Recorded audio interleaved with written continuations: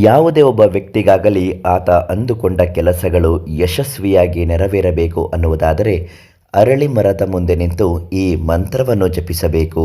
ಆಗ ಯಾವುದೇ ಒಂದು ಕೆಲಸವಾದರೂ ನಿರ್ವಿಘ್ನವಾಗಿ ನಡೆಯುತ್ತದೆ. ದೈವಶಕ್ತಿ ಅನುಗ್ರಹ ಆತನ ಮೇಲೆ ಸಂಪೂರ್ಣವಾಗಿ ಇರುತ್ತದೆ. ಆ ಮಂತ್ರ ಯಾವುದು, ಹೇಗೆ ಪಠಣೆ ಮಾಡಬೇಕು, ಯಾವ ವಿಧಾನ ನಿಯಮವನ್ನು ಪಾಲಿಸಬೇಕು, ಎಲ್ಲ ಮಾಹಿತಿಯನ್ನು ಇವತ್ತಿನ ವಿಡಿಯೋದಲ್ಲಿ ನಿಮಗೆ ತಿಳಿಸ್ಕೊಡ್ತೀನಿ.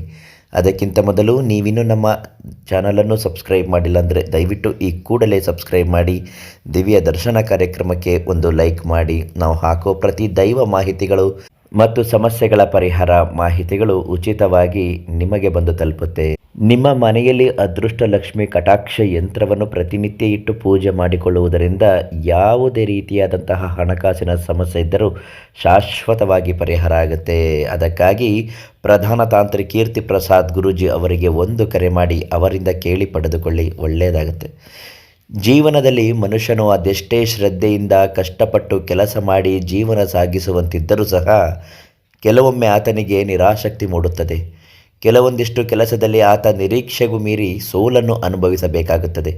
ಆತ ಅದೆಷ್ಟೇ ಪ್ರಯತ್ನ ಪಟ್ಟರೂ ಆ ಕೆಲಸ ಆತನನ್ನು ಕೈಗೂಡುವುದಿಲ್ಲ. ಅದರಿಂದಲೇ ಮನೆಯ ವಾತಾವರಣ ಹದಗೆಡುತ್ತದೆ.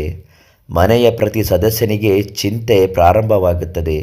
ಸಮಸ್ಯೆ ಉದ್ಭವ ಆದಾಗಿನಿಂದ ಮನೆಯಲ್ಲಿ ಎಲ್ಲರ ಮನಸ್ಥಿತಿ ಹಾಳಾಗಿ ಹೋಗುತ್ತದೆ. ಹೌದು, ನಾವು ಕೆಲಸ ಮಾಡುವುದರ ಜೊತೆಗೆ ದೈವ ಭಕ್ತಿ ಹೊಂದಿರಬೇಕು. ನಮ್ಮ ಹಿಂದಿನ ಹಿರಿಕರು ಹೇಳಿದಂತೆ ದೈವ ಎನ್ನುವುದು ಒಂದು ಅಭೂತ ಶಕ್ತಿ. ದೈವದಲ್ಲಿ ನಂಬಿಕೆ ಇಟ್ಟು ಕೆಟ್ಟವರು ಯಾರೂ ಇಲ್ಲ. ದೈವವನ್ನು ನಂಬಿದರೆ ಅಥವಾ ಮನೆ ದೇವರನ್ನು ಪ್ರಾರ್ಥಿಸಿದರೆ ಅದೆಂತಹ ಸಮಸ್ಯೆ ಇದ್ದರೂ ಕ್ಷಣಾರ್ಧದಲ್ಲಿ ನಂಬಿಕೆಯ ಪ್ರತಿರೂಪವಾಗಿ ಪ್ರತಿಫಲ ಸಿಕ್ಕೇ ಸಿಗುತ್ತದೆ. ಸುಖ, ನೆಮ್ಮದಿ, ಶಾಂತಿ ಮನೆಯಲ್ಲೇ ನೆಲೆಸುತ್ತದೆ. ಇನ್ನು ಕೆಲವರ ಜೀವನದಲ್ಲಿ ಎಲ್ಲವೂ ಮುಗಿದು ಹೋಯಿತು, ಅಂದುಕೊಂಡಂತೆ ಜೀವನ ಸಾಗಿಸಲು ಆಗ್ತಾ ಇಲ್ಲ. ಉದ್ಯೋಗದಲ್ಲಿ ತುಂಬ ಸಮಸ್ಯೆ ಆಗ್ತಾ ಇದೆ. ಮದುವೆ ವಯಸ್ಸು ಮೀರುತ್ತಿದ್ದರೂ ಮದುವೆ ಆಗ್ತಾ ಇಲ್ಲ. ಮದುವೆಯಾಗಿದ್ದರೂ ಸಂತಾನ ಪ್ರಾಪ್ತಿ ಆಗ್ತಾ ಇಲ್ಲ.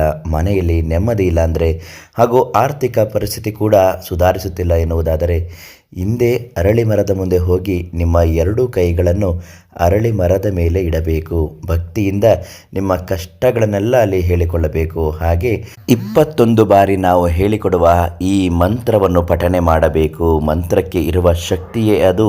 ಮಂತ್ರ ತುಂಬ ಪ್ರಯೋಜನಕಾರಿಯಾದದ್ದು. ಮಂತ್ರವನ್ನು ಮನಸ್ಸಿನಲ್ಲಿ ಭಕ್ತಿಯಿಂದ ಬೇಡಿಕೊಂಡು ಕಷ್ಟಗಳನ್ನೆಲ್ಲ ಹೇಳಿಕೊಂಡಾದ ನಂತರ ಈ ಮಂತ್ರವನ್ನು ಹೇಳಬೇಕು.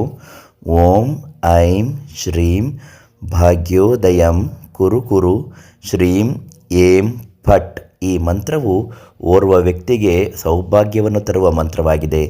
ಈ ಮಂತ್ರವನ್ನು ಜಪಿಸುವುದರಿಂದ ವ್ಯಕ್ತಿಯ ದುರಾದೃಷ್ಟವು ಅದೃಷ್ಟವಾಗಿ ಬದಲಾಗುತ್ತದೆ. ಹಾಗೂ ಈ ಮಂತ್ರವನ್ನು ನಾವು ನಿಯಮಿತವಾಗಿ ಪಠಿಸುವುದರಿಂದ ನಮ್ಮ ಜೀವನದಲ್ಲಿ ಸಕಾರಾತ್ಮಕ, ಸಂತೋಷ ಮತ್ತು ಶಾಂತಿಯುತವಾದಂತಹ ಬದುಕು ಬರುತ್ತದೆ. ಯಾವುದೇ ನಂಬಿಕೆಯನ್ನು ಇಟ್ಟು ನೀವು ಈ ಮಂತ್ರವನ್ನು ಪಠನೆ ಮಾಡುತ್ತಾ ಬನ್ನಿ. ಖಂಡಿತವಾಗಿಯೂ ಈ ಮಂತ್ರದಿಂದ ಸಿದ್ಧಿಯಾಗುತ್ತದೆ.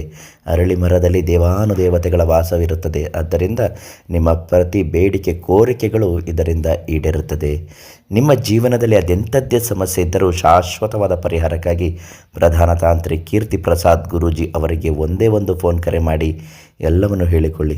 ಉಚಿತವಾಗಿ ನಿಮ್ಮ ಸಮಸ್ಯೆಗೆ ಪರಿಹಾರನ ಹೇಳ್ತಾರೆ ಅಂತ ಹೇಳ್ತಾ ನಾಳೆ ಮತ್ತೊಂದು ಮಾಹಿತಿಯೊಂದಿಗೆ ನಿಮ್ಮನ್ನು ಭೇಟಿ ಮಾಡ್ತೀನಿ. ಧನ್ಯವಾದ.